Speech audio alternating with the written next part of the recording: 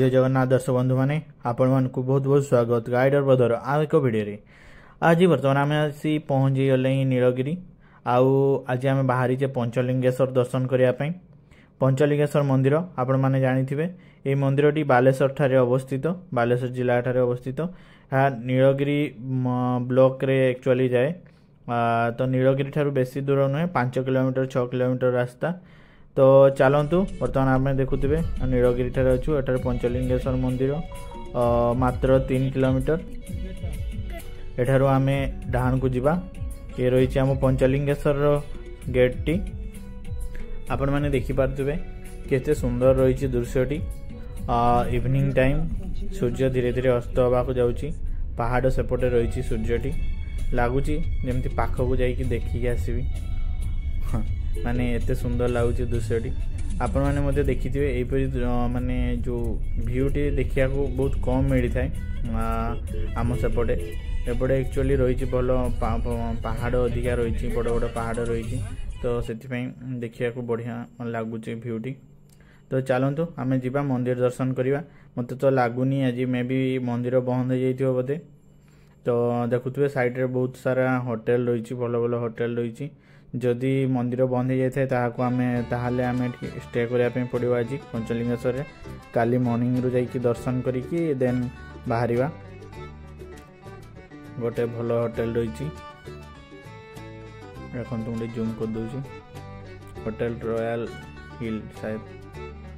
तो आगो को एमती छोट मोट होटेल रही बड़ होटेल रही एटा गोटे रही रेस्टोरेंट रही होटेल खाଇବା होटेल रही आगो को बहुत सारा एमती होटेल अच्छी। चलतु देखिए देखुए बर्तमान आम आस पहुँचे पंचलिंगेश्वर पार्किंग पाखे एट बहुत ही बड़ पार्किंग एरिया रही एठार 4 व्हीलर नौ 35 रुपीज और 2 व्हीलर 10 रुपीज नौ।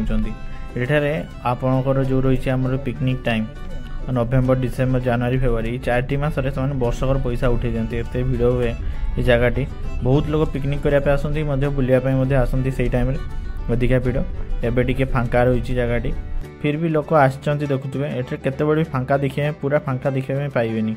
एबे तो संध्या टाइम हो गला संध्या संध्या ही आसुची काली देखिए केते लोक एक्चुअली आज पागटी माने टिके रही माने सेमतिका माने मेघुआ करथिला दिन बड़े एबे इवनिंग टाइम रे टिके भलो करछि पागटी।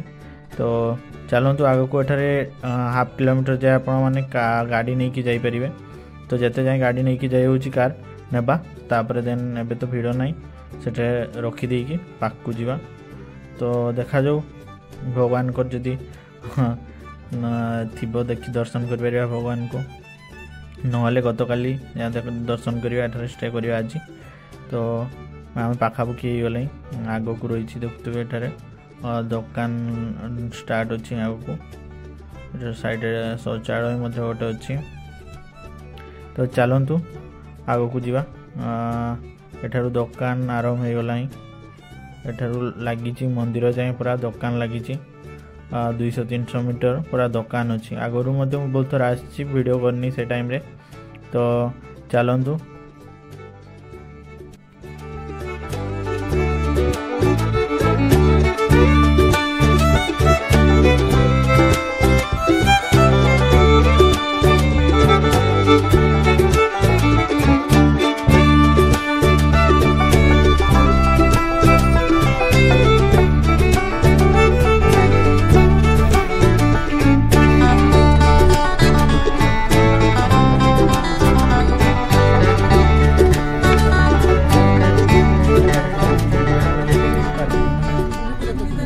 तो चलतु आम आसी पहुँची गले मंदिर पाखे देखुए आज मंदिर बंद हो गला आज आम भाग्य ना दर्शन करा इवनिंग भी हो गला ना इवनिंग 5टा पर एठा को अलाउ करती ना गेट क्लोज कर दियंती।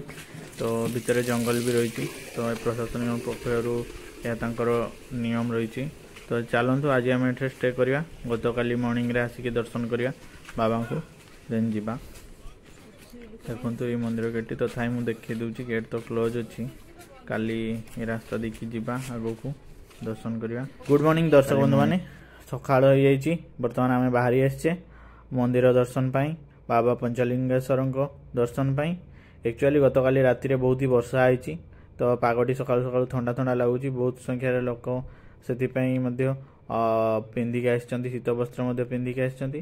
ଚାଲନ୍ତୁ ଉପରକୁ ଯିବା ଆଉ ବାବାଙ୍କୁ ଦର୍ଶନ କରିବା। ତ ଏଠାରେ 311ଟି ପାହାଚ ରହିଛି ଆଉ ଯେଉଁ ବାବାଙ୍କ ଦର୍ଶନ କରିବା ଯାଏ ମନ୍ଦିର ଯାଏ। ଦେଖୁଥିବେ ଏଇ ଯେଉଁ ଝରଣାଟିକୁ କୁହନ୍ତି ମାତା ଗଙ୍ଗା ପାହାଡ଼ ଉପରୁ ବହି ଆସିଛନ୍ତି। ବାବାଙ୍କ ସ୍ନାନ କରିବା ପାଇଁ ଏଠାରୁ ସୁବିଧା ହେଇଥାଏ। ତ ଚାଲନ୍ତୁ ଆଗକୁ ଯିବା। ପାହାଚରେ ଦେଖୁଥିବେ ଯେଉଁ ସାଇଡ଼ରେ ରହିଛି କାଠ ପରିକା ଲାଗୁଛି, ବହୁତ ସୁନ୍ଦର ଭାବରେ ନିର୍ମିତ ହେଇଛି, ବାକି ସିମେଣ୍ଟରେ ନିର୍ମିତ ହେଇଛି, କାଠ ନୁହେଁ। ଏଠି ଛୋଟ ମନ୍ଦିରଟିଏ ରହିଛି, ଏଠି ତାରିଣୀ ମନ୍ଦିରଟା ଆକ୍ଚୁଆଲି। ଏଇ ମନ୍ଦିରଟି ଛୋଟ ମନ୍ଦିରଟି ମା ତାରିଣୀଙ୍କ ମନ୍ଦିରଟା ରହିଛି।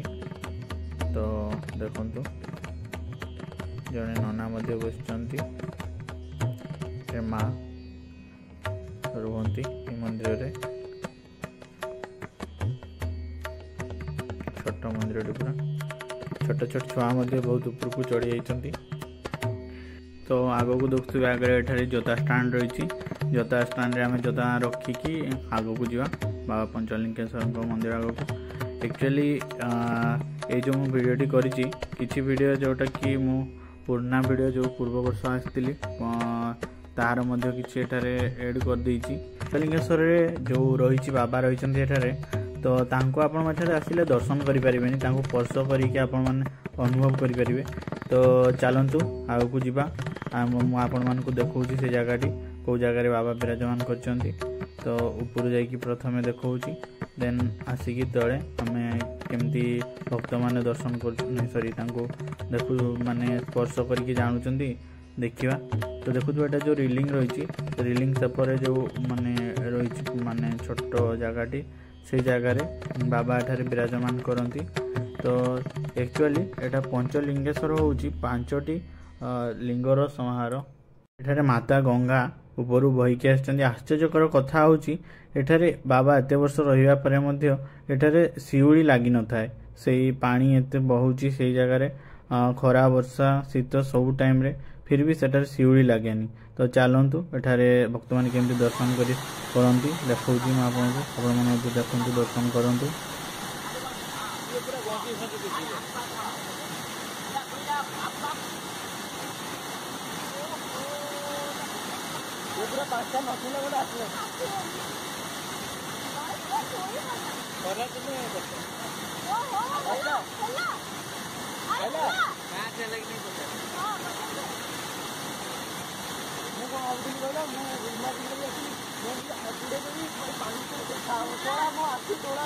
दर्शक बंधु मैंने आज तो आम बाबा दर्शन कले, आपण समस्त दर्शन करेली। तो केमती कौन दर्शन करा जाए देखली। वीडियो जब आपको आशा करे भल लगी थाए कमेंट माध्यम निहाती जनइबे। आपण सांगसाथी अधिक अधिक शेयर करेंगे। आम चैनल को सब्सक्राइब करने भूलें। आगामी वीडियो यहपरी वीडियो देखापी पाखे थी बेल आइकन टी प्रेस करदे। आजिका वीडियोटी बहुत ही लंबा हो गला। आजिका वीडियो मुझे रखुची, पुणी देखा आगामी वीडियो रे। जय जगन्नाथ।